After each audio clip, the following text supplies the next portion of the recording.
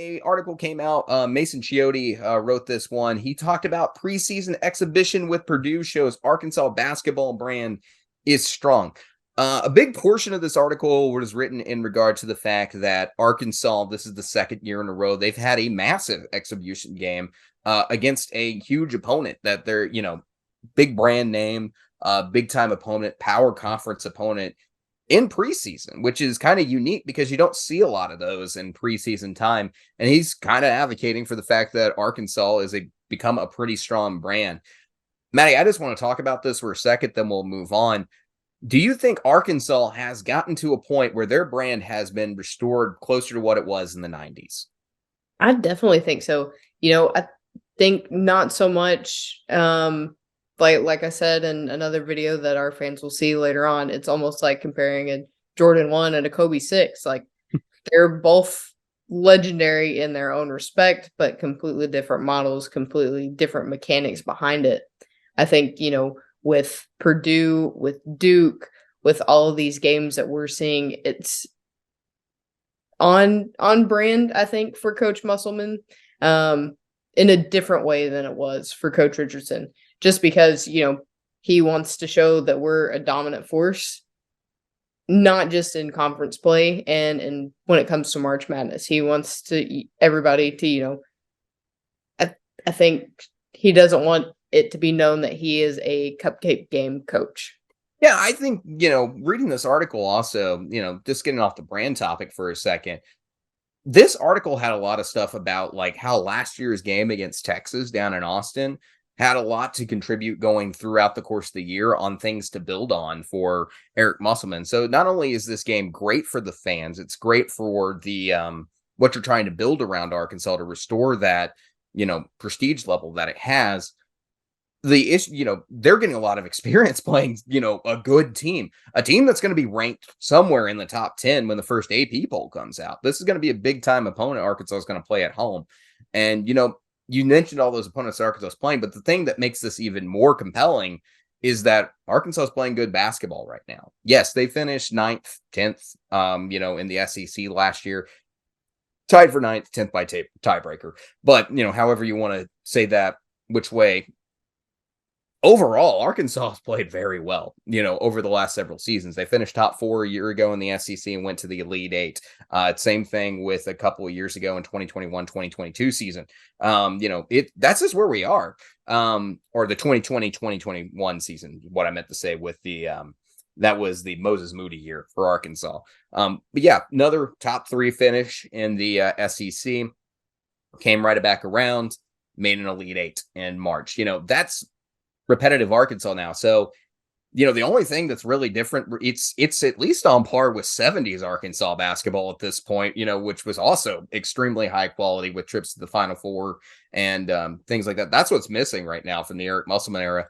People are remembering the Arkansas brand. It's coming back quite a bit. It wasn't forgotten here. It was still very much known in the viewership numbers, but the numbers were slightly down because under Mike Anderson and other coaches, it just hadn't been at the level that it was under Coach Richardson.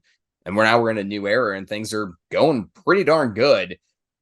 I think fans are much more compelled and people are more interested. So it's making the brand much stronger.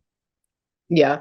I mean, you see them consistently get better, which attracts more and more eyes, especially when you get to the level of playing in March and when you get these top recruits, because they're realizing that this program is headed in a fantastic direction, and that's going to get more eyes on them as well as, more eyes on the program in general. So, definitely heading towards a 90s style of Arkansas branding. But like you said, I think we are missing a Final Four, hopefully a national championship sometime soon as Arkansas fans over here. But, I think a few of those under Muss's belt and we could be up there considered a top tier program like Kentucky, like some of those other teams that we're playing this year.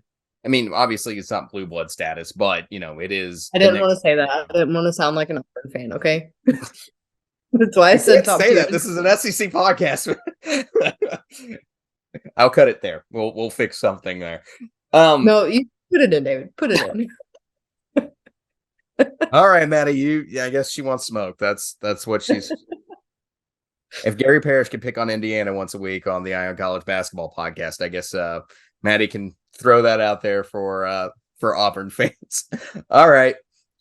We'll see if the internet works in Auburn, Alabama. All right, so let's just turn the page and stay on Arkansas. Really, let's turn to these foreign tours. Of course, we'll get to the men's side in just a second, but I really, really want to talk about what happened today in Europe with the Arkansas women's team. Mike Neighbors and company, the Lady Razorbacks, went out there and rolled. And when I say rolled, I mean beat the ever-loving tar out of in Croatia All-Stars. The final score, and yes, this is a real score in a basketball game. The final score was 124-12. I don't know much about in Croatia All-Stars, Maddie, but holy cow, how bad are you that you only put up 12 points?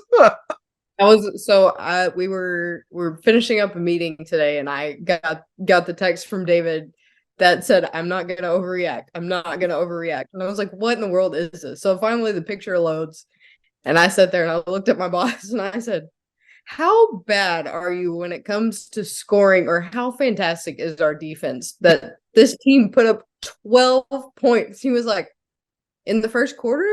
It's like, no, in the entire game. They didn't score in the fourth quarter. They didn't score.